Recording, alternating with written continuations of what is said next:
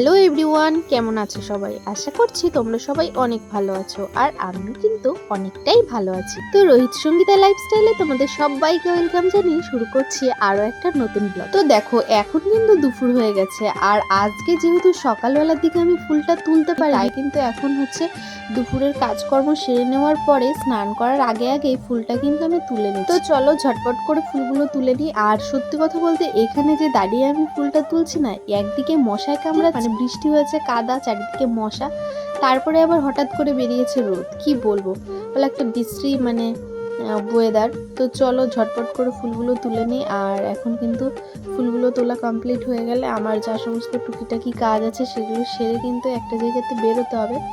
তো আমার দরকারে না, তো আজকে দরকারটা ছিল পুরোপুরি তোমাদের দাদা ভাই, বাট আমাকে বলেছিল ওর সঙ্গে যেতে। তো দেখো, ও বলেছে ওর সঙ্গে যেতে, তো আমাকে তো যেতে। আর এদিকে সকালবেলাতে এসেছিল দিদা, তো ঠাকুরের বাসনগুলো আজকে দিদাকে দিয়েছি মাজার জন্য। আর আমি তো ফুল তুলে নিয়েছি, দেখতেই পেলে। আমি স্নান ধান করে পুজো দিয়ে বেরিয়ে যাব তোমাদের দাদা ভাইয়ের সঙ্গে।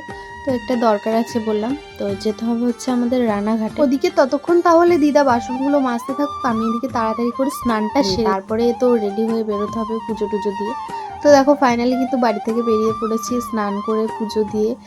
দুটো খেয়েও নিয়েছি, তোমাদের সঙ্গে সেটা শেয়ার করতে পারলাম না। তো চলো দেখো, বেরিয়ে পড়েছি, আর হাতে কিন্তু একদমই সময় অল্প আছে, তার জন্য কিন্তু তাড়াহুড়ো করে চলে আসলাম আমাদের বীরনগর স্টেশনে। তো এখানে আসার পরে দেখছি, মানে মোবাইলে দেখলাম 10 মিনিট ট্রেনটা লেট আছে, তার জন্য কিন্তু এখানে দাঁড়িয়ে দাঁড়িয়ে তোমাদের দাদাভাইয়ের সঙ্গে গল্প করছিলাম আর কি।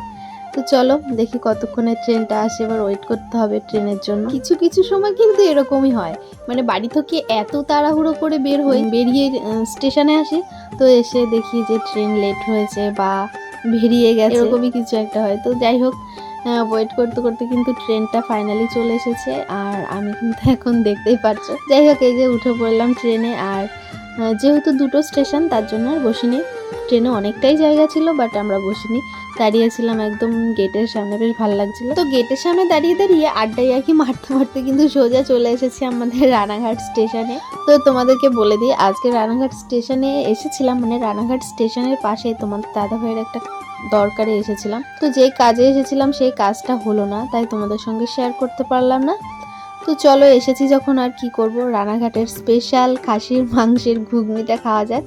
তো দেখো, চলে এলাম হচ্ছে খাসির মাংসের ঘুগনির দোকানের সামনে। তো তোমরা কারা কারা এই দোকানের ঘুগনি খেয়েছো বা খেতে চাও আমাকে কমেন্ট করে জানিও। তো আমরা কিন্তু যখনই আসি না কেন রানাঘাট স্টেশনে, তখনই কিন্তু এই দোকানের ঘুগনি খাই। তো দেখো, ঘুগনি খেয়ে কিন্তু এবারে একটু ঘুরতে চলে এসেছিলাম এদিকটাতে। তো এসে তোমাদের দাদা ভাইয়ের সানগ্লাসটার দোকানে নিয়ে আসলো আমাকে। এসে যে নিজের পছন্দ মতো একটা সানগ্লাস দিয়েছে, সেটাই আমি পরে দেখছিলাম। তো এসেছিলাম যে কাজের জন্য, সেই কাজটা তো আর হলো না, তার জন্যই তোমাদের দাদা ভাই বললো চলো একটা সানগ্লাস নিয়ে যাই। আর এদিকে আসার সময় কিন্তু শ্রুতির জন্য একটা বই নিয়ে এসেছি। মজা করো বাবা, কি মজা বলো দা, সত্যি মজা। বাবা রে, পুরো ঘেমে গেছি গাইস, ভীষণ গরম লাগছে। চলো এবার ফ্রেশ হয়ে নি।